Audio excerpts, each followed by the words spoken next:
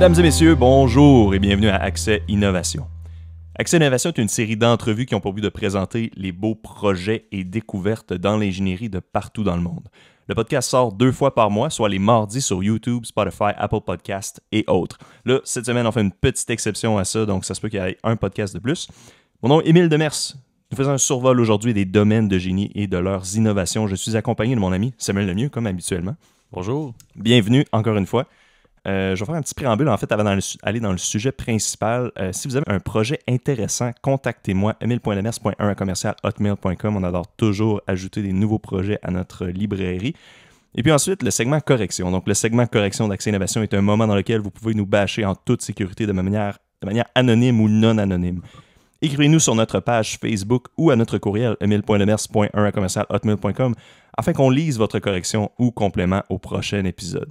Donc, cette semaine, on n'a pas vraiment de correction, encore une fois. Donc, je commence à chaque semaine, je suis de plus en plus triste par rapport à mon segment correction. Ben, on avait un la semaine passée. On avait un, ouais, c'est vrai. Mais c'est vrai. Mais j'ai hâte que, mettons, quelqu'un que je connaisse pas m'écrive. Mais ça va vraiment être long, je pense, avant que ça arrive. Fait que, ouais, on va continuer. Là, il y a une mini-correction. Donc, j'ai discuté avec un de mes collègues de travail qui travaille dans l'intelligence artificielle, qui connaît l'intelligence artificielle sur le Real Chat GPT. Puis c'est juste intéressant parce qu'on avait parlé la semaine dernière. Puis il m'a mentionné qu'il y a un feature intéressant que ce service-là, que cette AI a, qui est la lecture d'émotions. Dans le fond, il disait que les mots, il y a comme des bases de données de mots, puis il peut comme se faire une collection, dans le fond, d'émotions puis de niveau d'agressivité ou de passivité par rapport à chaque mot. Fait qu'il est capable de lire un peu ton intention. Là. Okay. Fait que c'est comme un robot qui peut lire un peu les émotions. Fait que je trouve ça intéressant. C'est intéressant. À la maîtrise, j'avais fait un cours de SEO, là, de technologie de l'information, puis j'avais vu justement qu'il y a comme des techniques pour voir la sémantique derrière les mots, comme des manières algorithmiques d'être capable de trouver l'émotion d'un texte genre, ou d'un fil conducteur. Puis Google, c'est un des pionniers là-dedans, d'ailleurs. Là, essayer de racheter des layers au-dessus de la reconnaissance des mots pour être capable de dire, bon, ben, mettons, ce texte-là, c'était agressif ou ce texte-là, c'était triste, genre. Mais toi, t'as fait ça? C'est quoi que tu faisais dans le cadre de ton cours, ça veut dire? Ben, c'était un cours où on apprenait ces notions-là. Okay. C'était pas appliqué, mais on l'avait vu, puis je trouvais ça, c'était quand même intéressant. Fait que c'est quoi? Selon toi, c'est qu'il lit le contexte, dans le fond, derrière, tous les mots autour, il fait genre une moyenne de tout ça? Ou... Je sais pas, honnêtement. Tu sais, j'ai l'impression qu'il y a beaucoup d'apprentissage machine aussi. Ouais. Probablement que tu peux pas juste faire une table de corrélation pour dire OK, bon, mais quand il y a tel enchaînement de mots, c'est telle émotion. Tu sais, c'est tellement contextuel que j'ai l'impression que si en apprentissage, à un moment donné, il est capable de détecter si oui ou non il a correctement guessé, mais en même temps, c'est quoi la rétroaction? C'est du monde qui l'ont entraîné avant ou c'est en live? Tu sais, je suis pas au courant. Ouais, comment il fait pour se valider? Puis en plus, c'est ça que j'avais mentionné à ce collègue-là, c'est que je trouvais ça intéressant parce que la langue, puis notre utilisation, puis notre agressivité par rapport à chaque mot, ça peut évoluer dans le temps, je pense. Mettons, un sac aujourd'hui peut avoir peut-être beaucoup moins d'impact que le sac qu'il y avait il y a 100 ans. Fait que dans 100 ans, je pense que c'est culturel aussi. Peut-être qu'il y a la même suite de mots dans la même langue, dans différentes cultures, peut-être que ça peut avoir une signification différente. Aïe, c'est vrai. Ouais, ben, t'as totalement raison. En tout cas, je sais pas quoi dire de plus là-dessus. J'aurais aimé ça plus en connaître là-dessus pour pouvoir te dire oui, je suis d'accord ou pas, mais ouais, t'as totalement raison. Là. Donc, on passe au segment maintenant. Le prix est correct. Avec Alexandre Desmarteaux, comme à l'habituel, Alexandre sélectionne un item dont nous devrons deviner le prix. Ouais, je vais y passer mon micro. Merci beaucoup. Donc, en moyenne, en dollars américains, vous estimez que ça coûte combien sortir un nouveau médicament sur le marché? Aux États-Unis ou au Canada ou n'importe où dans le monde, ça revient au même. Genre. Aïe, en moyenne. Par an... OK, juste le frais fixe, mettons. Genre, recherche et développement, tu sais, comme pour développer le médicament. L'amener sur le marché ou le développer? Ben, les deux, je pense. T'sais, pour l'amener sur le marché, il faut que tu l'aies développé. Ouais, OK. Un nouveau médicament. Mais je vais dire... moi, je vais me lancer, là. Je vais dire... Ça tourne en plus, ça tourne tout le temps autour de ça, me semble. Là, je vais dire 700 millions. Oh, OK. Moi, je m'en allais pour 500 millions. Mais... Tu peux, hein, tu as le droit. Mais je sais pas. Mais en tout cas, je suis curieux. En moyenne, c'est 1,3 milliard.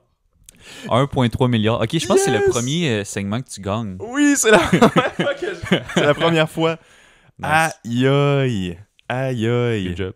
Merci, ben c'est un honneur, puis je me Fait que c'est un sens peu tout pour ça, tu sais, quand enjoué. on achète des médicaments, puis on est comme, aïe, c'est vraiment cher ce médicament-là. Mais tu sais, à produire, c'est pas tant cher à produire, mais c'est comme ils essayent de récupérer tout leur coût de développement. Tu sais, ils pensent à 1,3 milliard, mettons que c'est un médicament niché, une maladie qu'il y a une personne sur 1 million qui a. Il faut que la compagnie récupère le coût qu'ils ont investi. Ouais, mais ils ont sûrement des. C'est sûr qu'ils ont des deals avec les assureurs. Ouais, Non? ou les gouvernements même, Les ça doit être gouvernements. subventionné aussi. Aïe aïe! Ok, ben c'est vrai que c'est beaucoup 1,3 milliard, c'est en plus que je m'attendais. Ouais. C'est le double que moi je m'attendais, tu sais, en tout cas. Mais Ouais, j'ai quand même T'as gagné. gagné. Félicitations. Wow! Ok, ben regarde, on a comme déjà un plan de fête pour les auditeurs, puis c'est un peu tout le temps ça qu'on a. Je vais prendre la même décision que Sam prend d'habitude. Je vais laisser le plan parler, fait que je vais te laisser commencer avec notre premier domaine. Nice. Peut-être aussi, tu pourrais introduire un peu le principe là, qu'on a aujourd'hui. Ouais. Là. Je n'ai pas parlé vraiment en détail. Tout à fait. Le but de l'épisode, c'était de parler un peu des différents types de génie. Tu sais, quand on parle du génie, de l'ingénierie, il y a toutes sortes de domaines ou de spécialisations. Puis souvent, moi, je me le fais demander. Puis je pense que c'est quelque chose que les gens se posent aussi comme question. C'est quoi la différence, mettons, entre un ingénieur informatique ou un ingénieur logiciel? Ou qu'est-ce que ça fait dans la vie un ingénieur mécanique? T'sais? Fait que je pense que c'est un questionnement qui est valide. Puis en plus, on voulait en profiter parce que là, la date limite pour les inscriptions à l'université arrive. Puis on se disait que ce serait intéressant de sortir un épisode pour que les gens y en apprennent un peu plus. C'est quoi, c'est début mars, mettons, tu m'avais dit? C'est 1er mars, la date limite pour les inscriptions à l'université au premier cycle, il me semble. OK. Mais on va pouvoir démystifier qu'un ingénieur mécanique, ça fait pas de la mécanique automobile. Je pense que ça va être ça, Ouais, le gros point. Effectivement. Fait que c'est ça, tu sais, je pense que c'est les deux, on est passionnés d'ingénierie. Les deux, on est ingénieurs mécaniques de formation en passant. On l'avait sûrement déjà mentionné dans un autre épisode. Sûrement, ouais. Fait que les deux, on est ingénieurs mécaniques, mais vous allez voir, on a quand même eu des travails assez variés, ce qui fait en sorte qu'on a touché à certaines autres branches du génie. Puis en même temps, on connaît les autres là, par intérêt, mais aussi parce que c'est notre métier dans un sens.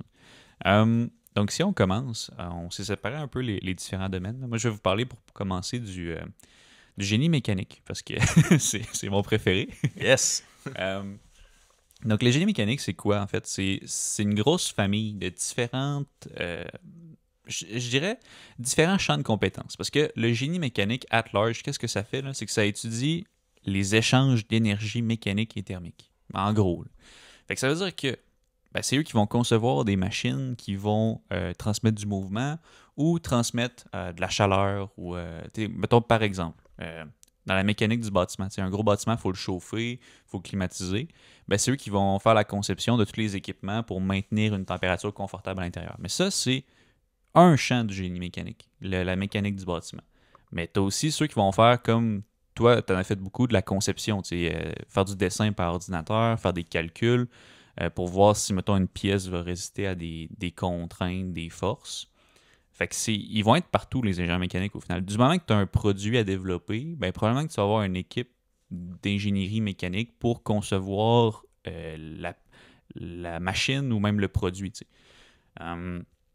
pour ça que c'est très large. Puis je dirais que il y a certaines universités comme à Laval où on est allé, eux, ils vont offrir un programme de génie mécanique, mais si tu regardes à l'ETS ou des universités de génie plus spécialisées, eux autres, ils vont prendre le génie mécanique puis ils vont carrément l'exploser en différentes branches. Fait que tu vas avoir des gens qui vont offrir, mettons, génie de la production automatisée, génie du bâtiment, vraiment comme des champs spécialisés. À Laval, eux autres, ils ont tout rassemblé ça sous génie mécanique. Parce qu'au final, avec cette formation-là, tu peux un peu faire toutes les différentes spécialisations. Ouais, tu te fermes pas vraiment de porte. Puis moi, c'est pour ça que j'avais choisi ça à base, vu que c'était vraiment large. Puis je suis curieux de voir. Il y a d'autres domaines, je sais, qui sont vraiment larges aussi, genre génie physique, on va peut-être parler tantôt. Bon, j'ai oublié les autres. Là. Fait que, en tout cas, je te laisse continuer. Non, c'est ça. C'est vraiment large. Puis, mettons, ce qu'on va voir comme compétences, il va y avoir des notions de physique qui sont vraiment poussées, mais physique mécanique. Fait que quand on dit physique mécanique, c'est pas, comme tu disais, comment réparer son auto. T'sais. Quand on dit physique mécanique, c'est la physique du mouvement. Mettons, si je donne une force à un objet, comment il va se comporter. Fait que ça ressemble beaucoup au cours de mécanique qu'il y a au cégep, le premier cours de physique souvent qu'on fait, mais vraiment poussé plus loin. T'sais, on s'intéresse à la dynamique des corps, à la cinématique, la dynamique des fluides, la déformation des solides, les matériaux, pour être capable de justement voir l'effet des différentes forces sur un objet. Donc ça, c'est le génie mécanique. Puis, qu'est-ce que ça fait, en gros? Où est-ce que ça travaille? Comme je disais, il y a des entreprises qui vont développer des produits qui vont employer des ingénieurs mécaniques. Il y a des firmes de génie conseil qui vont vendre des services d'ingénierie mécanique pour aller calculer toutes sortes de forces sur, mettons, un pont roulant ou même qui vont proposer des services à la clé pour aller développer des produits. Il y a des usines. Moi, c'est une expérience que j'ai eu beaucoup, des usines de fabrication. Fait que, par exemple, une place qui vont travailler les métaux pour l'usinage ou même les plastiques. Des machines qui fabriquent des pièces, ils vont engager des ingénieurs mécaniques parce que nous, on a une formation en fabrication mécanique. Fait qu'on est capable d'optimiser ces machines-là ou même en concevoir. Puis là, dans l'épisode d'aujourd'hui, ce qu'on va faire, c'est qu'on va vous donner c'est quoi le salaire moyen des différentes spécialisations à travers le génie. Puis sur quoi on se base, c'est Genium. Je sais pas si c'est rendu Genium ou Genium 360. Avant, c'était Genium 360, le nom du site. Ok, ça aurait peut-être changé. Ils ont peut-être enlevé le 360. Ok, je sais Mais pas. Genium, en fait, c'est un organisme pour les ingénieurs. Puis c'est une plateforme où est-ce que nous, on peut s'inscrire quand on gradue ou quand on est étudiant. Puis ça nous offre des services, toutes sortes d'avantages dans différentes compagnies. Mais aussi, ce qu'ils font à chaque année, c'est un sondage sur la rémunération des ingénieurs. Puis ils compilent ça dans une grosse étude. Puis là, nous, on a pris l'étude de 2022 pour vous sortir les salaires moyens de chaque branche du génie. Fait que, vu qu'on commence par le génie mécanique, le salaire moyen en 2022 d'un ingénieur mécanique, c'était 116 000 $ par année. Donc, c'est quand même des bons emplois. Puis, je sais pas si tu peux renchérir là-dessus, mais moi, je trouve, tu es en génie, souvent, on va dire, OK, ça gagne tant par année, mais c'est pas... C'est le salaire moyen. C'est un ingénieur, quand ça commence, ça sait rien. Puis, c'est quoi le but d'un ingénieur? C'est inventer des choses et régler des problèmes. Fait qu'un ingénieur qui gradue, ça ne sert pas à grand-chose. T'sais. Ouais, totalement inutile. Je veux dire, ça va essayer fort. Là, ça va faire à peu près les tâches, mettons, qu'un technicien peut faire. T'sais, on va faire des dessins, on va pouvoir utiliser des logiciels, mais donner un avis d'expert ou résoudre une problématique complexe, je veux dire, nous, ce qu'on a vu dans les livres, ça va rarement être ce qu'il y a dans la réalité. T'sais. Ouais, j'ai dit totalement inutile, mais tu sais, parce que on dirait que je parle de moi, là, puis je me compare à des collègues qui ont, mettons, 20 ans ou 10 ans d'expérience, puis je suis comme, damn, ok. Genre, il y en a qui en connaissent vraiment en plus. C'est ça. Puis tu sais, j'ai hâte d'être rendu là, mais tu sais, quand on dit 116 000, ben, tu sais, on comprend que c'est une genre de courbe moyenne, puis il y en a peut-être à 90, puis il y en a peut-être à 140, tu sais. Ouais, puis même bien moins que beaucoup, 90, dans un sens qu'un ingénieur qui gradue, le salaire d'entrée en moyenne pour un ingénieur, je pense qu'en 2022, c'était 60 000 à peu près. Ouais, c'est fait ça. qu'on voit de 60 000 à 116 000, de l'entrée à la moyenne, il y a une énorme progression. Puis ça, c'est vraiment lié au fait qu'un ingénieur, plus ça prend de l'expérience, plus ça vaut de l'argent pour une compagnie. Parce qu'un ingénieur qui a 10-15 ans d'expérience, il en a vu des problématiques, puis il est capable de régler des problèmes qu'une entreprise va vivre, puis qui a un énorme impact sur ses revenus. Fait que c'est pour ça un peu que vous allez voir que les salaires moyens sont super élevés.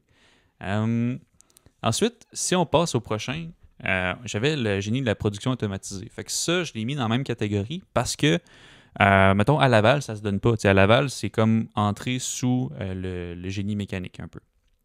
Ça, qu'est-ce que ça fait? C'est que ça étudie la conception, l'optimisation de systèmes manufacturiers automatisés. Donc, ça va s'intéresser aux robots, aux automates programmables, ce qu'on appelle les PLC. D'ailleurs, petite parenthèse, là, un robot, c'est ce que vous imaginez là, avec le bras un peu, ou même un robot qui va, que vous allez programmer, qui va faire des mouvements. Un PLC, un automate programmable, ça c'est comme un genre de Arduino pour ceux qui connaissent ça. C'est un petit processeur, puis on peut lui enregistrer des routines, puis il va être capable de contrôler différents équipements. C'est ça la différence entre les deux. Donc, cette branche du génie-là, qu'est-ce qu'ils font? C'est qu'ils prennent des notions de mécanique, fait que pour la fabrication, pour le côté, si je peux dire, mettons, usine du génie mécanique, puis des notions d'électronique. Puis ils vont comme merger les deux ensemble pour s'intéresser à interconnecter des systèmes électroniques. Puis quand je dis interconnecter, c'est un peu ça la nuance. T'sais. Entre un gars qui est en génie de la production automatisée ou un gars qui est en génie électrique ou électronique, la grosse différence, c'est que le gars en production automatisée, souvent ce qu'il va faire, c'est qu'il va prendre des systèmes existants, genre un robot, un PLC, des systèmes électroniques qui sont déjà disponibles sur le marché, puis il va les programmer puis les interconnecter. Alors qu'un gars en génie électronique, lui, souvent, il va être amené à faire de la conception de boards électroniques complètement custom ou quelque chose qui n'existe pas vraiment à la base. OK. C'est l'élément plus custom. Puis avoir à designer des PCB, c'est là un peu que tu Ouais, c'est ça. draw the line. Là. Moi, c'est là que je la trace. Là. Un gars en Ouais. production automatisée, il va designer puis il va inventer des systèmes de production, tandis que le gars en électronique, il va inventer des circuits électroniques ou des applications vraiment au niveau du bord du PLC, l'électronique de la chose.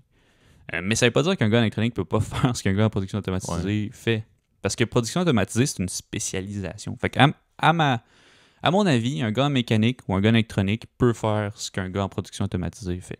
Peut-être pas au même niveau d'efficacité en sortant de l'école, mais il peut le faire puis il peut acquérir la même expérience par la suite. Fait que les milieux de travail pour ça, c'est en usine, principalement. Puis sinon, pour des entreprises d'automatisation qui vendent des services. Fait que ça existe beaucoup, là, des compagnies, mettons, qui proposent leurs services à des usines qui n'ont pas les moyens de s'engager un département d'ingénierie. Fait qu'ils payent à l'heure pour l'implantation d'un robot. Puis après ça, la relation finit là. Donc, les salaires moyens pour génie de la production automatisée, c'est 102 000 $ par année.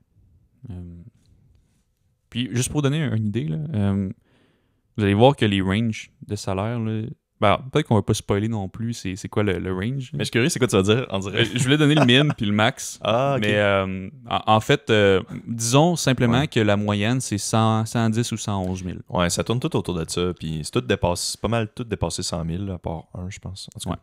OK. Puis là, je veux pas trop spoiler le prochain que tu vas parler, mais est-ce que tu trouves que production automatisée, ça serait un peu un mix entre génie industriel et génie mécanique? Y a-tu des aspects d'industriel là-dedans? Si je devais dire, mettons, c'est un mix de quoi, j'aurais dit mécanique, électronique, puis industriel. OK. Ouais, parce que mécanique pour la fabrication, souvent tu vas automatiser des systèmes manufacturiers. Industriel pour la notion de flow, de comment. En fait, là, je vais vous spoiler le prochain, mais c'est ça, il y a toutes des notions d'optimisation de production dans l'industriel. Puis dans l'électronique, pour comprendre un peu ce que tu fais au niveau technique, là, la programmation, puis la connexion électrique-électronique. OK. Donc le génie industriel, ça c'est mon prochain. Yeah, désolé d'avoir spoilé. Pas trop. Là-dedans, qu'est-ce qu'on fait? C'est qu'on s'intéresse au processus et aux procédés. Fait lui, c'est quoi l'ingénierie qu'il fait? C'est qu'il prend des processus, puis il tente de mieux faire les choses. Fait qu'il va utiliser des méthodologies puis des outils scientifiques. C'est un peu là où on trace la ligne entre un ingénieur industriel ou quelqu'un qui est purement en administration. C'est qu'en génie industriel, on va vraiment le voir d'un côté ingénierie. On va prendre des données, des outils scientifiques pour comprendre, modéliser, simuler le processus, puis on va l'optimiser. Fait que là-dedans, ça peut être un processus manufacturier comme dans une usine. Il va regarder les stations de travail, comment que les jobs dans l'usine évoluent, où est-ce que le temps est dépensé, où est-ce qu'il y a un goulot d'étranglement, où est-ce qu'on est capable de réoptimiser l'usine. Mais ça peut aussi être maintenant, je dirais que c'est quand même récent, mais il y a beaucoup de compagnies, genre des compagnies d'assurance, qui commencent à engager des ingénieurs industriels. Ah, ouais. Ouais. OK, ça, je savais, pour optimiser leur processus de leur développement plus informatique, sûrement. Là. Ouais, C'est mais même dès qu'une entreprise propose un service, là, tu peux modéliser un peu le processus. Bon, OK, j'ai une demande qui rentre en compagnie, là, telle personne doit la traiter, après ça doit aller à telle place, puis après ça, je peux payer la demande. Fait que là, tu peux modéliser ce processus-là puis l'optimiser avec une vision d'ingénieur industriel, même si c'est pas un processus industriel. Ça me rappelle la théorie des files d'attente là, qu'on avait vu justement dans notre cours, qui est un cours de génie industriel, je pense. Exactement, oui. C'est un cours de système de production qu'on avait obligatoire en mécanique. Fait que vous allez voir que pourquoi mécanique et industriel, c'est très proche. Je dirais même que industriel, c'est décliné du côté fabrication du génie mécanique.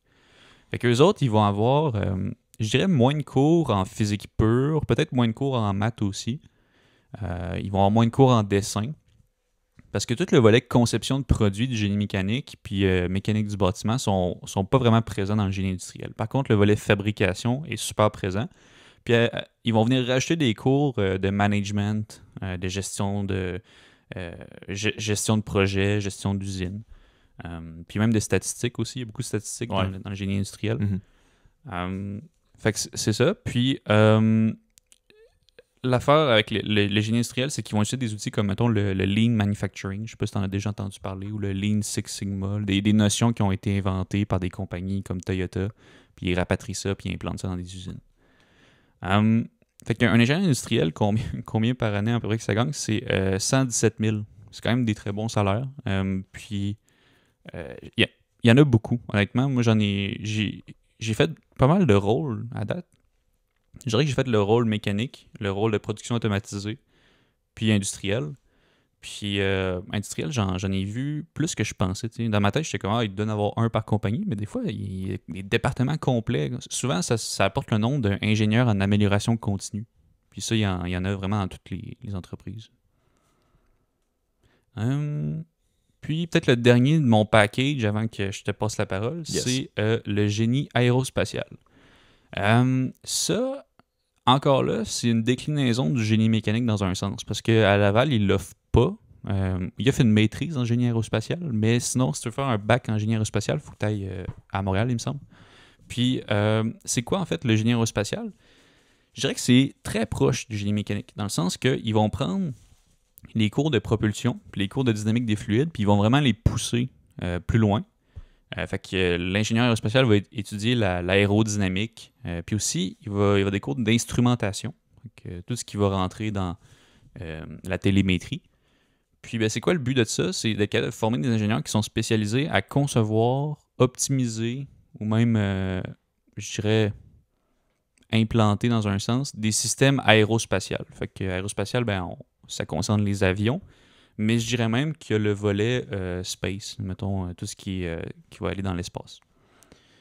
Donc ça, comme je disais, j'ai comme note que ça ne se fait pas dans toutes les universités, mais à mon avis, il y a toujours moyen d'aller travailler en aérospatial si tu as fait un bac en génie mécanique. C'est quelque chose qui est vraiment proche. Ouais, c'est ça. Puis je pense que c'est important de mentionner aussi que justement, là, on va parler du salaire après, mais tout ça, comme tu as mentionné, ça ressemble plus dans le coin de Montréal. C'est là que ça se ressemble beaucoup parce qu'il y a quand même une grosse industrie d'aérospatiale à Montréal. Ouais.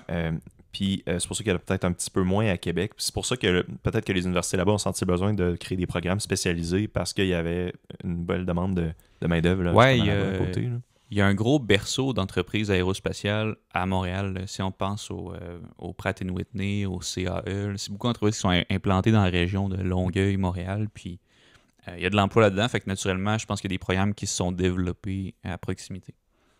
C'est des beaux programmes, par contre, pour ceux que ça intéresse. Honnêtement, je connais des gens qui l'ont fait.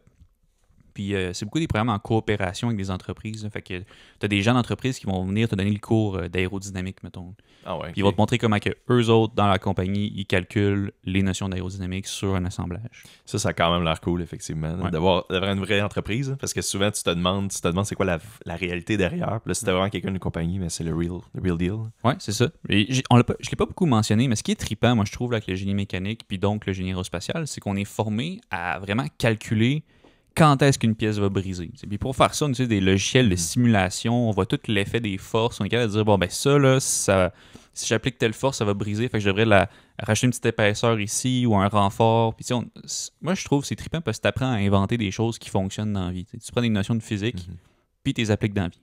Parce que ça, on n'en parle pas beaucoup dans notre recherche, mais la différence entre un gars qui a étudié en physique ou un ingénieur, c'est quoi? C'est que le gars en physique, lui, il a vu la physique pure. Il étudie un peu qu'est-ce qui régit notre monde. Tandis que le gars en génie, il prend ça, là, puis il va l'appliquer à un objet ou un concept précis. Puis souvent, nous, on va faire des approximations parce que, dans un sens, tu n'as pas besoin de tout le temps être super... mettons, tu dis, je veux savoir quand est-ce que ça va briser. Mais tu vas grosso modo regarder c'est quoi les forces qui l'affectent, puis tu vas approximer que ça va péter à peu près à tel moment. Fait qu'on va racheter un petit facteur de sécurité vu qu'on a approximé, puis on va dire on va le concevoir comme ça. Fait que c'est un peu ça la différence entre un ingénieur et un gars qui étudie en physique pure. Ouais.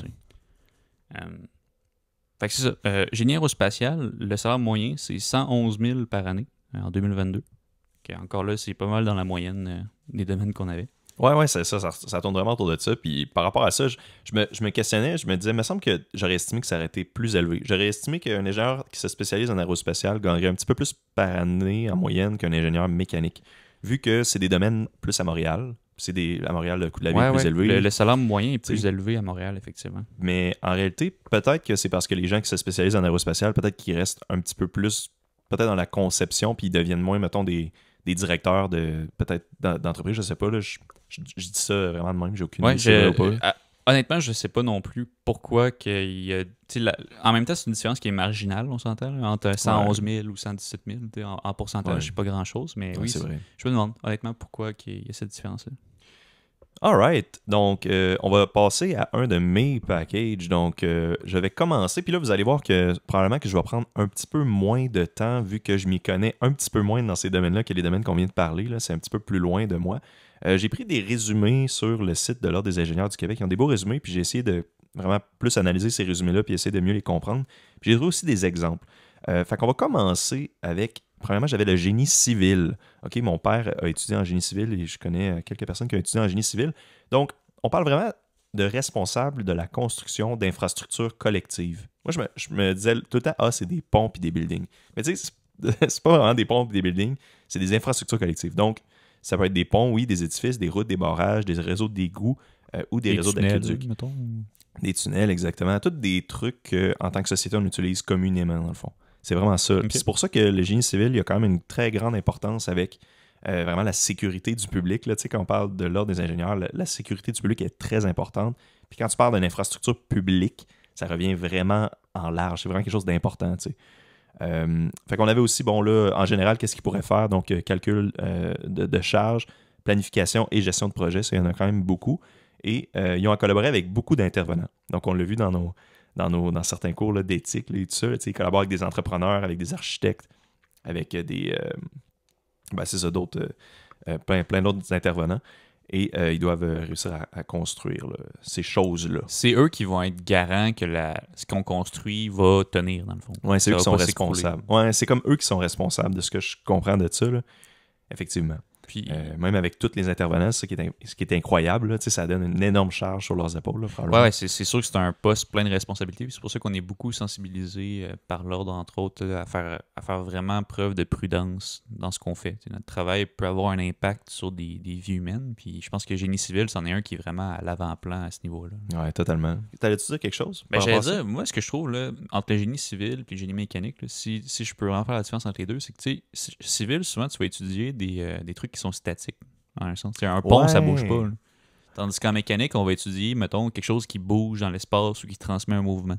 Fait que ça se sépare en deux. Au niveau de la physique, tu as la physique statique et la physique dynamique. C'est deux champs différents. Mais sûrement qu'il y a quelqu'un qui étudie en génie civil pourrait te ressortir la vieille vidéo du pont qui bouge. Dire, ça bouge. Mais ça, c'est important à incorporer aussi. Mais je comprends ce que tu veux dire. C'est ça. Je veux dire, c'est généralisé pas mal, mais dans le sens qu'un pont, ça bouge pas. Mais il peut y avoir des effets dynamiques, de la vibration ou toutes sortes de phénomènes qui vont s'appliquer dessus. Fait que c'est pas tout à fait vrai. Mais à mon avis, la grosse différence entre les deux, c'est ça. Étudier quelque chose qui devrait pas bouger, quelque chose qui devrait bouger. C'est vrai que c'est une belle manière de dire. On s'était déjà dit ça, puis ça m'avait un peu mind-blown comme simplification. C'est vrai, là, c'est vraiment une belle manière de l'exprimer, je trouve.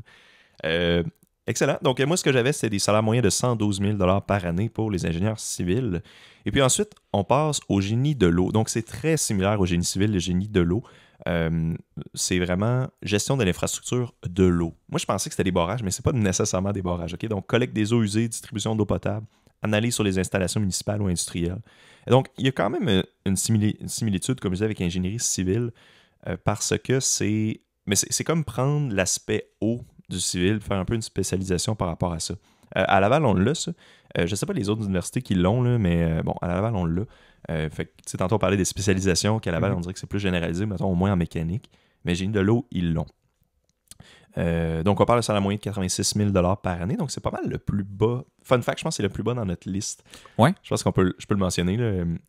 Donc, voilà. Moi, de l'eau. Je sais pas pourquoi. Je trouve ça vraiment bizarre. Puis, je pense que c'est plus par la taille de l'échantillon. Quand tu regardes les stats, je pense que quand les nombres de répondants... Tu sais, en génie mécanique, on est beaucoup. Là. Je pense que les répondants, c'était comme au-dessus de 1000.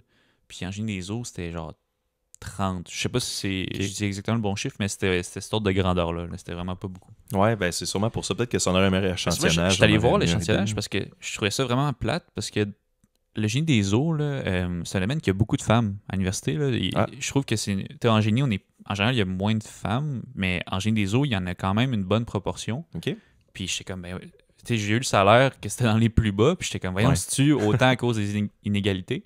Puis peut-être c'est une explication, mais en même temps, j'ai vu l'échantillon, puis l'échantillon est vraiment faible. C'est drôle parce que la seule personne que je connais en génie des eaux, c'était effectivement une femme. Fait que c'est drôle que tu dises ça. Fait que ouais, c'est peut-être relié à ça. Là. Faudrait. Écoute, prochain épisode d'Accès Innovation, on va inviter quelqu'un qui est en génie des eaux, puis pourront nous expliquer qu'est-ce qui se passe dans ce domaine-là.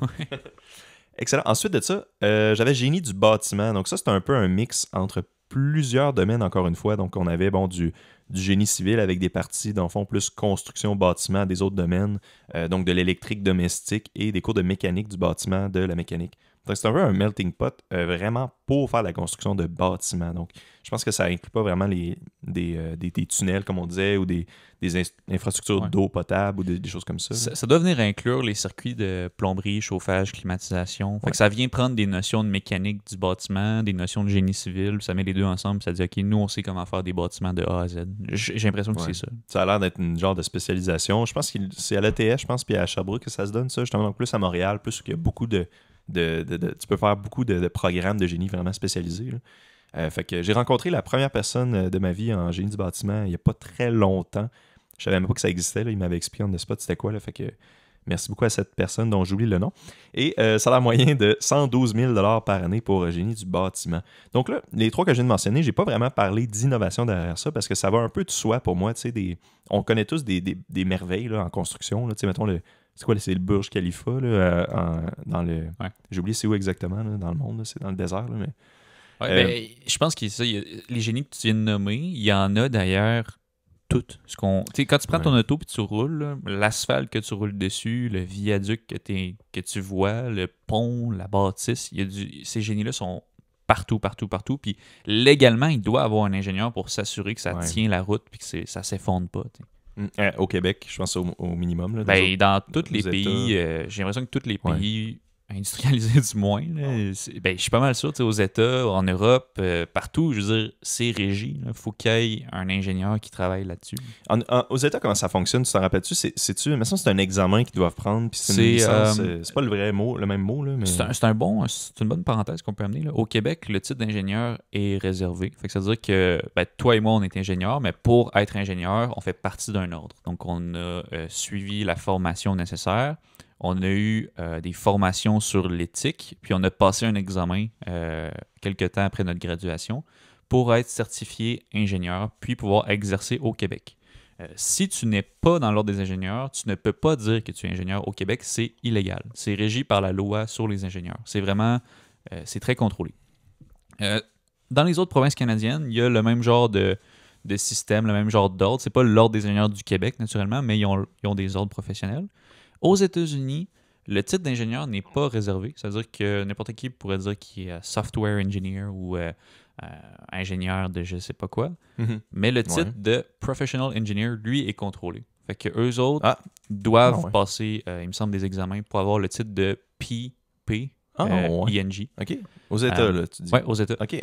Puis j'ai l'impression que, après ça peut-être qu'on peut se faire corriger là-dessus, mais j'ai l'impression que pour travailler sur des ouvrages critiques, là, des ouvrages, par exemple, du génie civil, ça prend un ingénieur professionnel qui certifie le tout. Ça serait logique, ça serait vraiment logique. Tu vois, je savais pas qu'il y avait la distinction entre professional engineer et engineer là-bas aux États. Oui, puis ça, c'est drôle. Ben, c'est pas drôle, mais je veux dire, il faut faire attention parce qu'il y a beaucoup de gens qui viennent au Québec puis qui sont mettons, programmeurs dans leur pays d'origine, puis ils vont écrire qu'ils sont software engineer sur leur CV ou sur LinkedIn, puis ça, c'est illégal de pouvoir faire ça. Ouais, effectivement. Ouais. Des fois, c'est pas clair. Ouais, c'est peut-être sûrement pas clair pour eux, parce que dans les autres pays, c'est pas nécessairement comme ça. Fait que, effectivement. OK. Next one. Donc, je vais continuer. Donc, j'avais ensuite 2 domaines. Puis là, pour ces domaines-là, vous allez voir, et pour les autres que j'ai ensuite, j'ai utilisé mon réseau de contacts d'Accès Innovation. Et moi, non, c'est un peu une joke, là, mais non, c'est un joke, mais c'est un peu sérieux en même temps parce que j'ai demandé, dans le fond, à des gens que je connais dans ces domaines-là pour avoir un peu d'insight, vu que je connais vraiment pas les domaines. Donc, je leur ai demandé des exemples de défis ou d'innovation dans leur domaine. Donc, ils m'en ont donné. Il y a des gens aussi là-dedans qui sont de mes collègues de travail ou des ex-collègues de travail. Donc, il y en a que je vais citer, puis il y en a que je ne vais pas citer, dire c'est qui. On va rester anonyme. Donc, premièrement, on a le génie physique. Donc, sur le site de l'EIQ, j'adorais leur résumé, fait que je l'ai juste copié-collé, puis je vais vous le lire. Résoudre des problèmes technologiques à l'aide de dernières découvertes en sciences pures. Donc, l'ingénieur physique fait le pont entre la recherche scientifique et l'industrie afin de concevoir des technologies de pointe qui utilisent des propriétés de la physique, comme la lumière, les ondes, les rayons X, les radiations ou l'électromagnétisme. Donc, vraiment un domaine... Là, la quote est terminée. Là. Vraiment un domaine assez science pure, mais qui fait bien le pont entre la recherche scientifique et le domaine privé. Donc, on connaît tous des entreprises qui, c'est ça, jouent plus sur qui font un peu la ligne justement entre le domaine privé et le domaine de plus de recherche. Et c'est des ingénieurs plus physiques qui travaillent là dans ces industries-là, donc sur la fine pointe de la technologie. Donc, Accès Innovation, c'est vraiment un domaine qui me parle plus, pas qui me parle plus, mais que je trouve intéressant là, à cause de ça. On parle de salaire moyen de 120 000 $ par année. Et voilà. Oui. Le génie physique, j'ai l'impression que quand on parlait de génie mécanique versus quelqu'un qui a étudié en physique, ben, un ingénieur physique, il va reprendre tout ce que l'ingénieur mécanique ne peut pas faire. Fait que, mettons, des connaissances en ondes, en lumière, comme tu disais. Puis moi, mon feeling, ben, de ce que j'ai vu en industrie, c'est ça. Ils vont souvent travailler en optique. Ouais. Tous les instruments, les machines qui vont utiliser des lentilles ou de la lumière ou du rayonnement, ben, ça va être un ingénieur physique qui a étudié là-dedans pour comprendre un peu qu'est-ce qui se passe dans l'instrument. Ça, c'est un type d'application. Fait que j'ai l'impression que quand il y a des notions de mécanique, ça va être un ingénieur mécanique, mais quand il y a d'autres notions de physique, ça va être un ingénieur physique. Ouais, puis tu sais, à Québec, c'est important de mentionner à Québec que dans les années début 2000, il y a eu comme un gros boom dans l'optique. Là. Fait que tu sais, nous, c'est peut-être que si c'est un domaine qui vous intéresse out there, là, le génie physique, à Québec, il y a quand même des belles opportunités d'emploi là-dedans, je pense. Là, contrairement. Je sais pas ailleurs, ça se passe comment, là, mais à Québec, il y a quand même des belles opportunités. Il y a un beau berceau d'entreprise. À Québec, on a un parc technologique avec des grosses multinationales là, qui font de l'instrumentation. Puis il y a vraiment beaucoup d'emplois en génie physique. Puis en plus, on a l'INO à Québec, l'Institut national d'optique, qui est un organisme paragouvernemental, il me semble. Puis eux autres, ils font de la recherche en optique. Fait qu'il y a beaucoup d'ingénieurs physiques là-bas aussi. Totalement. Ensuite, on avait. Puis là, ben, vous voyez, celle-là, j'ai lancé des perches, là, mais j'ai pas eu de retour. Finalement, c'est vraiment pas grave. Donc, ensuite de ça, le génie chimique. Donc, c'est quand même des applications très variées en génie chimique. Puis, je sais pas, toi, moi, je savais pas vraiment qu'est-ce que ça faisait. Là. Je sais pas, il me semble qu'on a peut-être déjà parlé au podcast, mais j'étais comme, ça fait-tu des vaccins ou ça fait-tu, genre, c'est quoi que ça fait concrètement? C'est très varié. Donc, on parle de recyclage, effectivement, fabrication de médicaments, cosmétiques, papier. Dans le fond, mise au point de procédés de transformation de produits. Vraiment, la transformation, c'est la base de la chimie. Là. Que dans le fond, puis aussi, ils font aussi de la surveillance et ils surveillent dans le fond le fonctionnement d'installations chimiques. Oh, j'ai oublié, on aurait pu demander, on est allé au secondaire avec un ingénieur chimique qui est François Thériault.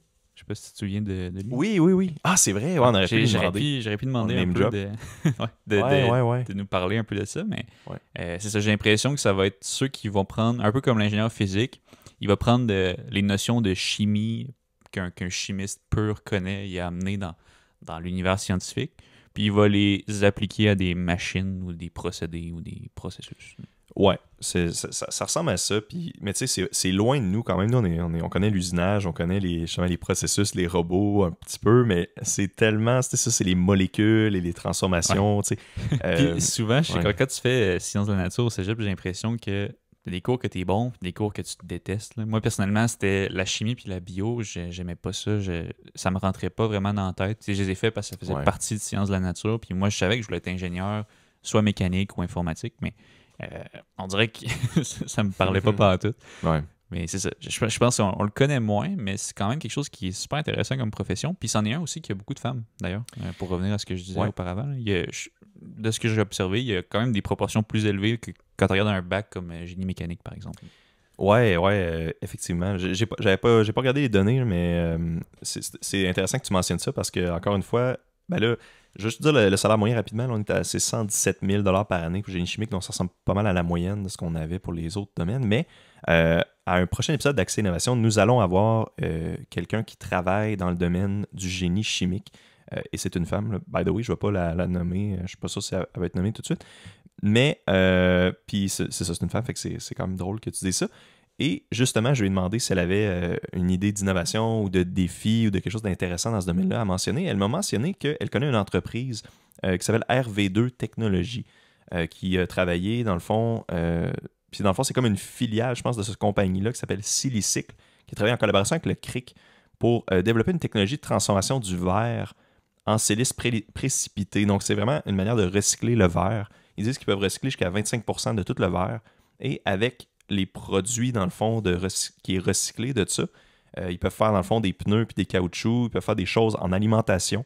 Je ne sais pas si c'est de la nourriture exactement ou peut-être de l'emballage ou je ne sais pas quoi. Là. Mais aussi, on a de la peinture, des revêtements, puis des cosmétiques et des soins personnels. Donc, toutes sortes de choses qu'on peut faire. Fait que c'est un bel exemple de... Je name drop une compagnie là, de même, là.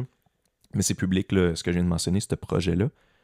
Puis c'est minimalement 25%. C'est pas juste 25%, c'est minimalement 25% de tout verre issu de la collecte sélective au Québec.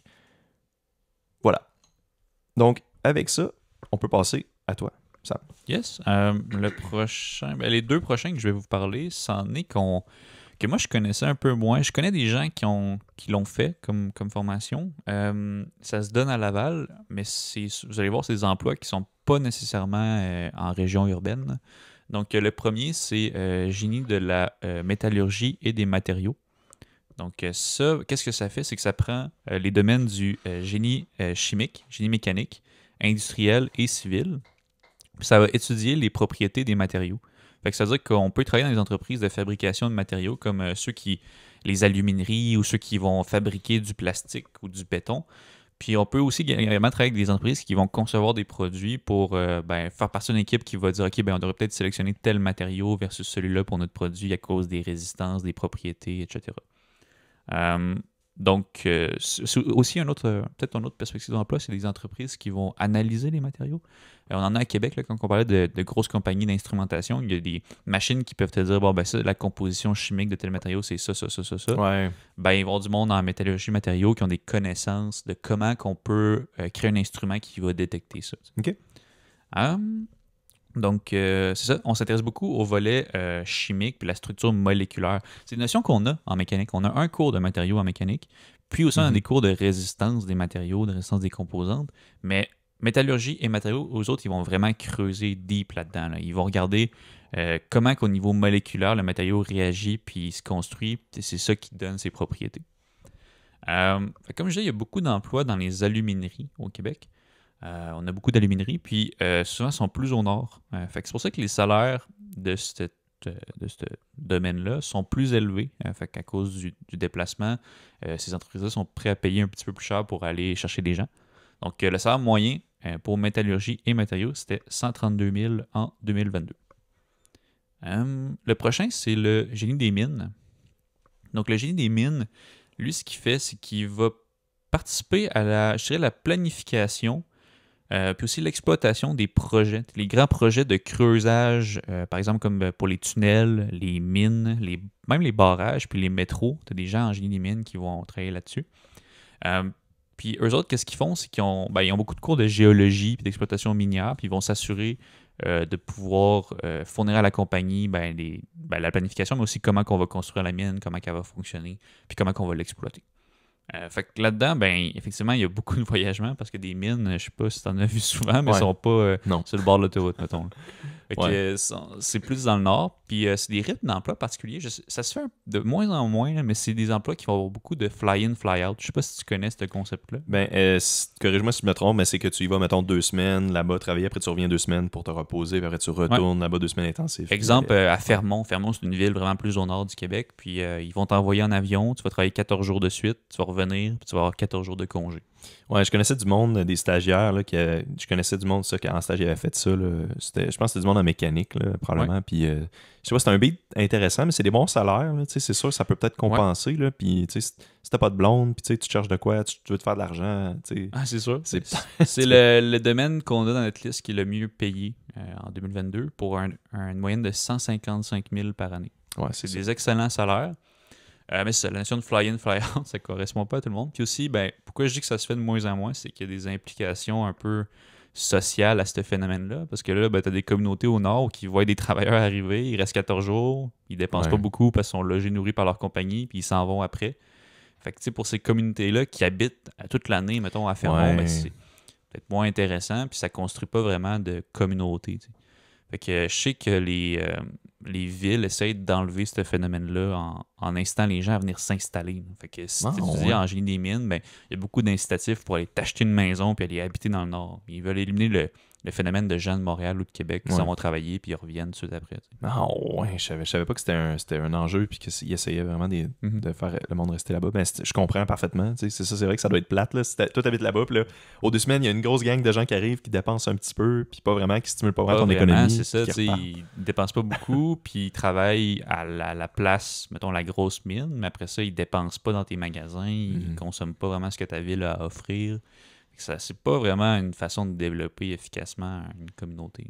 Fait que c'est ça. Ça, c'est Génie des mines. Intéressant. Je te repasse la parole pour le prochain. Merci, ouais. Fait que là, ça va être le dernier package qu'on a pour aujourd'hui et c'est moi qui va le faire. Donc, on se concentre vraiment sur l'informatique, logiciel et électrique. Donc, il y a quand même un gros pool dans ces 3 domaines-là. On les a gardés comme pour la fin. C'était pas vraiment intentionnel, mais quand même un gros pool de potentiels étudiants ou travailleurs dans ces domaines-là. C'est vraiment une grosse industrie là, quand même partout dans le monde.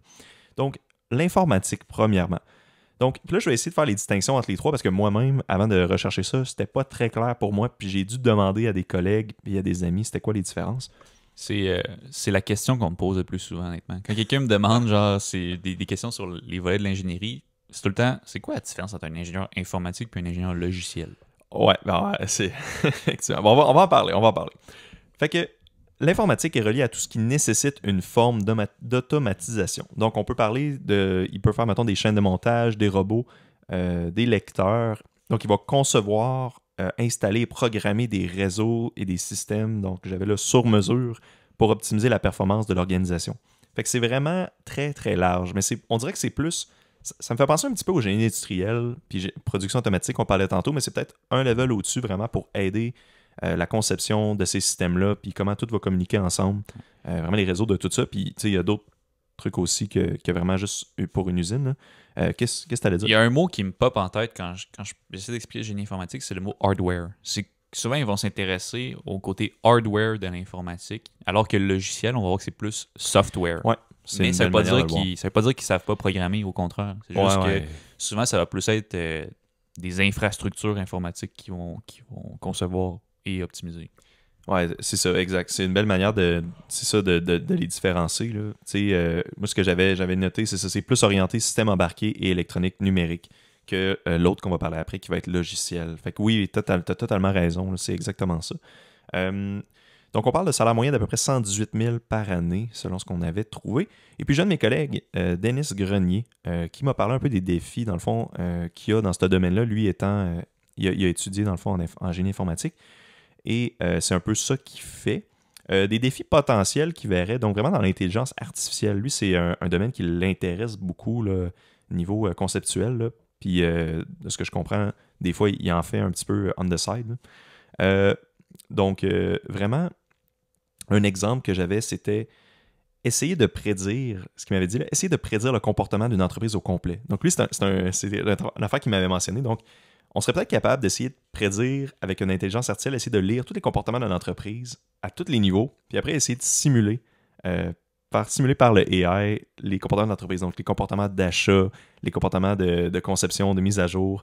C'est sûr que là, quand tu t'embarques, mettons, plus dans le technique, tu as besoin d'un ingénieur mécanique, peut-être que c'est plus difficile, mais vraiment toute la structure, tous les processus, dans le fond, les délais, l'augmentation de la cadence de production, tout ça, essayer de le faire prédire par une intelligence artificielle. Il y a un beau lien avec le génie industriel, j'ai l'impression. Ouais, c'est ça. Puis tu sais, moi, ça me fait vraiment penser à la description que je viens de lire. C'est ça, l'automatisation, puis... Fait qu'on voit que le génie informatique, on voit vraiment un niveau d'assistance aux entreprises, puis vraiment essayer de enable les entreprises. Ça, c'est juste un exemple de défi vraiment out there, là. Il y a aussi beaucoup de trucs reliés à l'Internet of Things, l'industrie 4.0 aussi, qu'on a fait un épisode dédié, évidemment. C'était là-dessus l'épisode 11, je pense, ou 10? Je me rappelle plus. Là. C'était le 10. Bon, l'épisode 10. Donc, il va falloir écouter ça si ça vous intéresse. L'analyse de données, donc ça c'est vraiment plus l'Internet of Things, plus appliqué au système embarqué. Puis là, un exemple qu'il m'a donné, c'est mettons tu travailles pour la ville, puis là tu dois installer, il disait mettons 10 000 capteurs partout dans la ville, puis tu dois tout centraliser ces données-là à un endroit, puis les traiter, trouver des anomalies, prendre des décisions par rapport à ça. Donc tout ça rentre dans le génie informatique. Et une belle innovation par rapport à l'intelligence artificielle, évidemment, le chat GPT qu'on a parlé en début d'émission et qu'on a parlé la semaine dernière, c'est un sujet qui revient souvent. Voilà. On change maintenant pour le logiciel, le génie logiciel. Donc, vraiment un petit peu comme l'informatique, mais comme on disait, plus orienté purement logiciel. Oui, c'est ça, ils sont peut-être un petit peu plus capables de programmer, c'est un petit peu plus ça qu'ils font dans leur day-to-day, ils touchent moins à du hardware.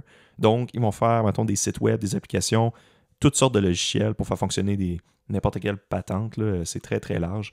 On parle de salaire moyen d'à peu près 118 000 par année. Puis je vais pas c'est ça, je vais pas plus donner de description de ça parce que c'est vraiment juste ça, là. Mais c'est très, très complexe, ça, c'est des gros domaines. Il y a des notions d'algorithmie qu'on peut peut-être souligner. Ouais. Souvent, ils vont concevoir des algorithmes qui vont répondre à des besoins. Tu sais, quand on parle... D'ailleurs, on fait une petite parenthèse, là, mais une question qui peut revenir, c'est OK, bon, ben là, tu m'expliques génie informatique, génie logiciel. Un gars qui a fait un bac en informatique, c'est quoi la différence? Tu sais? Il va être programmeur aussi. C'est quoi la différence entre les deux? Mais moi, mettons, ce que je répondrais à ça, c'est que un bac en informatique, il n'y a pas un bac en informatique puis un bac en logiciel. C'est un bac en informatique. Fait que lui, il va prendre les notions de hardware puis les notions de software. Fait qu'il va faire de la programmation, mais aussi peut faire de l'administration réseau, installation de serveurs, puis toutes sortes de choses qui seraient plus du génie informatique versus du génie logiciel. Non, mais il y a un bac en génie logiciel, puis un bac en informatique. Mais moi, je te parle, le bac en info, mettons, là, c'est un peu comme un ingénieur informatique puis un ingénieur logiciel. Il va toucher à du software puis du hardware. Par contre, la différence, c'est que c'est le mot génie. C'est ça la différence. Le gars en informatique, souvent, il va avoir des tâches de programmeur ou d'administration de réseau. Puis, il va avoir des tâches qui vont être très fonctionnelles. Tandis qu'un gars en génie logiciel puis génie informatique, le génie dans le mot, c'est qu'il va, je dirais, concevoir, inventer des systèmes. Fait qu'en génie logiciel, ils vont beaucoup avoir une problématique puis ils vont construire la structure du logiciel, l'architecture du logiciel, l'algorithmie derrière le logiciel.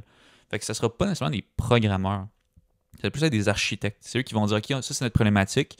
Bon, notre logiciel va être basé de telle façon, avec tel stack, telle architecture, puis on devrait après ça coder telle partie, puis telle sous-routine, peu importe. Pour ça, il va dispatcher le travail à une équipe qui va contenir des gens avec des formations plus de programmeurs, qui vont coder le truc. Mm-hmm. Ça ne veut pas dire après ça qu'un gars en logiciel ne peut pas avoir une job de programmeur, au contraire, mais ce que je verrais peut-être, c'est qu'un gars purement en informatique, ben, il pourrait faire les tâches aussi d'architecte. C'est toute une question d'expérience. Puis c'est flou beaucoup en informatique sur c'est quoi le rôle de tout chacun. Ça change beaucoup. Là. Mais mettons, au point de vue théorique, ce serait ça la différence entre les deux. OK. Ouais, c'est un bel apport. Là. Effectivement, les algorithmes, là, c'est une grosse contrainte de ça. Fait que vraiment, les gros, fonctionnellement, là, les gros blocs, là, c'est pour ça que tu parles. Oui. En génie logiciel versus un programmeur qui a fait un bac en info, la grosse différence, c'est la notion d'ingénierie. Là, être capable de répondre à une problématique par une nouvelle invention de toute pièce, une nouvelle création.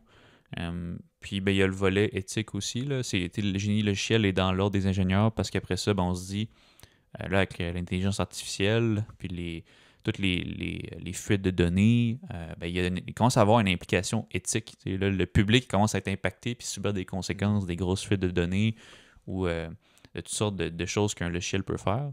C'est encore flou, mais j'ai l'impression que tranquillement, là, ça va être de plus en plus réglementé. Puis quand tu vas commencer à programmer des choses ou créer des logiciels qui vont impacter le public, ben, j'ai l'impression qu'on va arriver à un point là, où ça va être absolument... Il va falloir un ingénieur logiciel qui est derrière tout ça. Mm-hmm. Ouais, totalement. C'est assez récent aussi que je pense ils peuvent être ingénieurs. Ça se peut-tu en logiciel? C'est assez vu que c'est nouveau. Probablement. J'ai pas donné là-dessus, mais j'ai l'impression que oui, effectivement. Puis quand tu lis un peu ce que l'ordre fait à chaque année, tu vois qu'ils sont en train de close in. Là. Ils sont en train de vraiment essayer d'encadrer la pratique. Plus ça. OK. On parle de salaire moyen. Je ne sais pas si je l'avais mentionné pour ça, le logiciel, là, avec notre parenthèse, mais 118 000 $ par année. Et j'ai un de mes collègues, Mathieu Sylvain, qui m'a parlé un petit peu justement des défis et tout ça. Lui, ce qu'il trouvait, c'est que les défis viennent beaucoup dans la constante mise à jour des librairies de code qui reflètent les constantes innovations dans le domaine. Donc, constamment, les librairies sont mises à jour et tu as des nouvelles fonctionnalités que tu peux essayer d'implanter dans tes programmes, dans tes logiciels pour essayer de l'optimiser. Donc, il faut toujours rester à l'affût de ces nouvelles choses-là. Donc, lui, ce qu'il disait, c'est par exemple, mettons, comparé au génie électrique qu'on va parler après, où les entreprises, mettons, ils vont venir vraiment fabriquer des composantes électriques ou électroniques. Ils vont peut-être plus tenter de rester avec ça un bon bout de temps. C'est comme, il y a moins un petit peu de flexibilité là-dedans. Puis aussi, lui, mettons, il y avait des exemples, par exemple, il y avait des amis en web, programmation mobile et des serveurs. Et c'est là-dessus qu'ils pourraient toucher, là, des exemples de domaines. Voilà. Ensuite, donc, je vais finir avec électrique et électronique. Donc, c'est ça. Là, on a parlé. Fait que là, on a commencé avec informatique. On dirait un petit peu plus réseau, un petit peu plus englobant par rapport à la structure de l'entreprise, un peu des éléments de génie industriel. C'était un petit peu plus hardware. Après ça, on est passé en génie logiciel. Donc là, vraiment, vraiment plus software. Parce que ça le dit dans le mot. Là. Et puis finalement, électrique, c'est peut-être plus hands-on. Donc, on parle de concevoir et installer des circuits électriques, donc des PCB, des cartes électroniques et des puces et tout ça. Donc, contrôle automatique, télécommunication, aéronautique ou informatique. On parle dans les domaines de production, transport, distribution et utilisation de l'énergie électrique. Donc, quand même similaire à informatique et logiciel, mais c'est ça vraiment plus axé sur les cartes électroniques et les systèmes électriques comme les moteurs, par exemple. Et tu sais, on a eu un épisode d'Accès Innovation avec Philippe Bourgault, qui est un de nos bons amis. Et lui, il étudie en génie électrique. Il a fait sa maîtrise dans laquelle il essayait d'optimiser la 5G. Fait que lui, il est peut-être plus un petit peu télécommunication. Et il a designé, dans le fond, une puce là, qui testait là, pour améliorer les performances de la 5G. Donc, il fallait voir ça si ça vous intéresse. J'ai peut-être l'impression qu'il y a le génie électrique aussi. C'est comme le transport, l'utilisation de l'électricité. Puis le génie électronique, ben, ça va plus être les circuits électroniques. Ouais. Électronique, on parle de semi-conducteurs, des puces, des circuits, des PCB. Électrique, des fois, ça va plus être dans des réseaux de transmission électrique, de la télécommunication. Mais en même temps, j'ai l'impression que les deux sont super proches. À Laval, il n'y a pas de bac en génie électronique, c'est un bac en génie électrique, puis tu as des notions d'électronique dedans. Ouais, tu fais vraiment bien de le mentionner, effectivement. Là, c'est la différence entre les deux, c'est électrique, électronique, ça, c'est plus petit. C'est vraiment des petites composantes, des plus petits circuits. Peut-être un petit peu moins, on peut dire, sûrement un petit peu moins complexe, surtout peut-être un peu moins de voltage. Ben moi, au contraire, je pense que c'est plus complexe. L'électronique est tellement en train de se miniaturiser. Puis, c'est comme tout est plus tout petit, plus compact, puis plus puissant. Puis j'ai l'impression qu'il y a comme un niveau de complexité vraiment élevé. Électrique, ben, en fait, je sais pas. Je sais pas notre domaine. Je pourrais dire s'il y en a un plus complexe que l'autre. Mais j'ai l'impression que c'est ça. C'est quand même de quoi qui. Ça évolue rapidement, l'électronique, là. C'est fou. Là. J'ai l'impression qu'à chaque année, il y a de quoi encore plus rapide, plus fort, plus performant. Totalement. Ouais, t'as raison. T'as totalement raison. Sûrement que les deux domaines, il y a des innovations. Peut-être qu'étant, nous, dans le tech, étant des consumers de tech, là, on est peut-être plus proche de ça un peu. Puis que peut-être qu'il y a plein de belles innovations qui se font, mettons, dans les affaires d'Hydro-Québec, là, des gros réseaux d'électricité que je connais vraiment pas. Là. Fait que c'est ça, je veux pas trop me lancer là-dedans. C'est juste les transistors, là, ce qui compose les chips électroniques. Là. On est comme tout le temps en train d'imprimer des transistors de plus en plus petits. Là. On est rendu en nanomètres là, en termes de taille des transistors.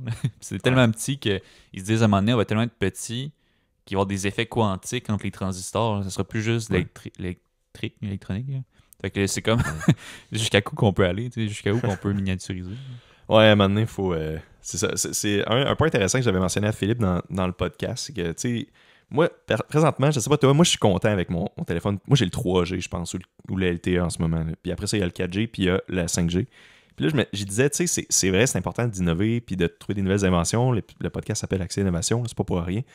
Mais, à un moment donné, y a-t-il un point qu'on peut juste se dire, OK, là, ça fait quand même la job. On peut-tu se concentrer, mettons, sur d'autres affaires qui sont peut-être aussi importantes, mais tu sais, il y a du monde dans tous les domaines, puis il faut qu'ils trouvent des nouvelles choses tout le temps, ce monde-là. Ben, tu sais, j'ai l'impression que si là, notre stratégie pour rendre notre électronique plus performant, c'est d'imprimer de plus en plus petit, il y a une limite, il y a un plancher, là, c'est 0 là, à un moment donné. Puis, tu sais, je veux dire, là, si on dit qu'il y a des effets quantiques qui arrivent à un certain niveau, ben là, on va atteindre un. Je veux dire, c'est comme une droite, là, où est-ce qu'on miniaturise, puis à un moment donné, on va avoir une asymptote qu'on sera plus capable d'aller plus bas que ça. Ouais. Fait que, tu sais, on n'aura pas une croissance exponentielle comme on vit depuis les années 80, j'ai l'impression. À un moment donné, ça va être, OK, ben là, cette année, c'est un petit peu plus performant, mais ça va être 5% ou 10% plus performant. Puis, ça va être ça, on va pouvoir se concentrer sur d'autres priorités. Je ne sais pas lesquelles, mais il y en a d'autres sûrement. Je sais probablement. Excellent. Donc, on parle de salaire moyen d'à peu près 120 000 par année pour électrique/électronique. Donc, c'est assez élevé là, dans tout cela qu'on a mentionné. J'ai un de mes collègues, encore une fois, Alexis Lacasse, qui m'a parlé un peu des défis que lui trouvait dans l'électrique/électronique. Lui, il travaille là-dedans. Et il m'a parlé des MEMS. Pas des memes, les MEMS. Est-ce que tu connais ça? Non, mais j'ai l'acronyme détaillé juste à côté dans tes notes. Tu l'as, t'es capable de tout lire, mais je vais l'expliquer. Donc, Micro Electromechanical System. Donc, en français... mécanisme microscopique, taille de puce. Ouais, c'est ça. Donc, c'est très, très petit. Donc, des mini systèmes. C'est vraiment intéressant. C'est comme, avec ça, dans le fond, c'est une méthode de fabrication. Puis, il y a une vidéo YouTube là-dessus là, que je pourrais peut-être mettre le lien dans la description. tu peux faire des mini mécanismes, donc avec des engrenages ou avec des petits systèmes électroniques. C'est un peu comme tu faisais des puces, mais en intégrant des systèmes mécaniques. Donc, avec ça, c'est quand même un domaine émergent, là. Ça fait quand même un certain nombre d'années, mais là, il y a aussi, à ce temps, il y a les biomems. Ça, c'est vraiment plus émergent, donc ça permet, mettons, de faire des setups de tests biologiques avec, mettons, des fluides ou des vaccins, des trucs comme ça. Mais vraiment, les gros trucs que les MEMS ont apportés, c'est vraiment les accéléromètres, les gyroscopes, des systèmes, dans le fond, pour les projecteurs, dans la communication optique. La première grande utilisation, en fait, c'était pour des systèmes de relâche de coussins gonflables. Donc, ça prend un accéléromètre qui est très, très, très rapide parce que tu dois détecter vraiment le moment qu'il y a un impact, tu dois te relâcher. Fait que comment ça fonctionne? Vraiment, au niveau microscopique, ça ressemble un petit peu à une petite échelle, là. Puis là, l'échelle, quand elle se déplace dans une autre échelle, le voltage change, puis là, ça fait que ça se déclenche. Mais vous irez voir ça, là, c'est vraiment intéressant. Puis comment ils font pour fabriquer des choses aussi petites? Tu peux pas usiner ça, là, ça peut être vraiment... Là, c'est des mécanismes là, qui sont à peu près gros comme ça, là, gros comme, mettons, des millimètres de large, là, des fois. Ça peut aller, mettons, à des centimètres carrés, mais comment ils font ça? C'est qu'ils vont vraiment, un peu comme ils font des PCB. Là, j'ai pas le détail, là, mais ils font vraiment projeter de la lumière de manière très précise sur des couches. Fait que là, tu fais, mettons, des couches, puis là, tu projettes de la lumière UV, ça enlève, mettons, ça découpe une partie de matière, après tu peux la remplir avec quelque chose d'autre, et puis sur une autre couche, tu peux mettre quelque chose d'autre. Donc, à la fin, tu te ramasses avec un mini mécanisme assez simple, mais... OK. C'est quand même intéressant. Ouais. T'avais-tu, je sais pas si j'ai pas entendu, mais t'avais-tu dit le salaire moyen pour génie électrique? Oh my god! 120 000, ouais, je l'ai dit. Ouais, okay. 120 000 par année. Et puis, ça commence à pas mal à conclure le podcast pour aujourd'hui, mais j'avais la liste des autres qu'on n'a pas mentionné que j'aimerais vraiment... Ouais, il y en a, tu sais, c'est parce qu'il y en a tellement, là, à un moment donné, j'ai l'impression que, comme on disait, il y a des universités comme Laval qui vont mettre les principaux, puis ils vont se dire, bon, ben, si tu veux faire telle spécialisation, tu vas avoir des cours complémentaires, puis arrange-toi avec ça. Mais là, t'as les universités qui, eux autres, là, comme l'ETS, c'est une université d'ingénieurs. Fait qu'eux autres, ils ont comme plein de bacs ultra spécialisés, puis c'est très niché, tu sais. On peut les dire en vrac, ceux-là qu'on n'a pas nommés. Ouais, fait qu'on va les mentionner. Si vous voulez avoir un épisode dédié à ces programmes-là, vous pouvez nous écrire, là... faire une correction. Faites une correction, puis on va... Non, c'est pas vrai. Non, mais si sinon, vous voulez, on peut les faire, là, mais vous avez jamais le mentionné. Vous pouvez nous écrire aussi, puis on peut s'en parler offline. Ça peut être ça aussi. OK, ouais, on va se consulter. C'est pas garanti, là, mais on va se consulter, mais en tout cas, c'est parce qu'il y en a beaucoup. Fait qu'on y va. Donc, agroalimentaire, biomédical, robotique, agroalimentaire... je l'avais déjà mentionné, je m'excuse. T'en as écrit 2 fois. Il y a agro-environnemental, bon. Il y a les bioressources, les biotechnologies, le biomédical... l'électromécanique, la géologie, la géomatique, la mécatronique. Ça, mécatronique, c'est vraiment proche de la robotique en passant. Puis la microélectronique. Opération et logistique, ça, je pense que ça va être plus près de l'administration un peu, proche du génie industriel. Puis c'est pas mal ça, en fait, là, la liste qu'on avait. Il y en a peut-être même d'autres en plus là, qu'on n'a pas mis. Tous ceux-là sont dans l'étude de Genium. Fait que si jamais ça vous intéresse, il y a une manière d'aller les retrouver, là, puis voir un peu les salaires moyens, ou sinon aller voir les descriptions en ligne. Là. Ça, ils sont tous dans Genium, ceux-là? OK, wow. Il y avait... Oui. Ah, puis il y a même Génie forestier qui est dans Genium, qui n'avait pas mis dans la liste. Ça, c'est intéressant en plus, hein, parce que Génie du bois, puis Génie forestier, c'est pas la même chose. Génie du bois, ils vont étudier les structures de bois, le travail du bois, la production du bois. Génie forestier, c'est l'aménagement du paysage, comment tu vas exploiter la forêt. T'sais. Puis il me semble que Génie forestier sont pas dans l'ordre des ingénieurs, ils ont leur propre ordre professionnel. Je pense. Peut-être qu'on va pouvoir se faire corriger, mais il me semble que ça, ils ont leur propre ordre professionnel, puis c'est l'ordre des ingénieurs forestiers du Québec. OK. Nice. Bon, ben, t'avais-tu d'autres choses à ajouter par rapport à ça? On a quand même fait le tour, là. Non, je pense que ça fait pas mal le tour. J'espère que c'est un épisode qui va avoir permis de répondre à des questions. Là. Si jamais vous hésitez à aller en ingénierie ou vous êtes tout juste sur le bord de vous inscrire puis vous hésitez entre deux. Moi, c'était ça. Personnellement, j'hésitais entre le génie mécanique puis le génie informatique. Je me suis même inscrit aux deux. Puis finalement, j'ai choisi d'aller en génie mécanique. Fait qu'il y avait une chance qu'on se soit jamais croisé à l'université, finalement. Aïe, aïe. Ouais, moi, je t'avouerais que c'est un peu, en rétrospective, une chose que j'aime moins maintenant du génie mécanique, c'est que, j'aurais peut-être dû le mentionner tantôt, mais c'est peut-être plus long faire des boucles itératives, mettons. Quand on fait de la conception, là, comparé, mettons, à mes collègues en informatique ou en logiciel, eux autres peuvent faire des itérations puis les tester dans quasiment un claquement de doigts.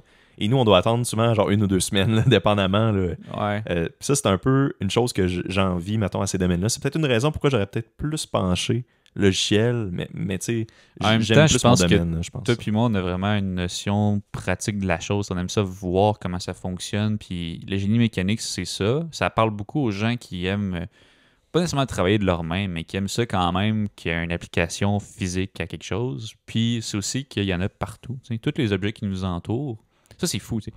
Tous les objets qui nous entourent, il y a eu un ingénieur mécanique derrière. Puis là, tu vas me dire, ben là, peut-être pas, là, mettons un livre. Ben, je vais dire, OK, mais la machine qui a imprimé le livre, qui tu penses qui a fait ça? C'est un ingénieur mécanique. Mhm. Tout ce qu'on touche a été fait ou fabriqué avec quelque chose qu'un ingénieur mécanique a inventé. Mhm. Ça, c'est malade. Ça ajoute du poids, ouais, ça ajoute beaucoup on dirait de l'importance puis à ça. Là. Ça fait que ça montre qu'il manquera jamais de job en mécanique. À part si ChatGPT peut faire la conception mécanique, peut-être un jour. Peut-être. Donc, parfait. Donc, ça conclut l'émission pour aujourd'hui. Merci beaucoup pour ta présence, Sam, encore une fois. Yes, merci à toi. Merci aux auditeurs surtout d'avoir écouté Accès Innovation. Pour plus d'informations, consultez nos pages Facebook et LinkedIn. À la prochaine.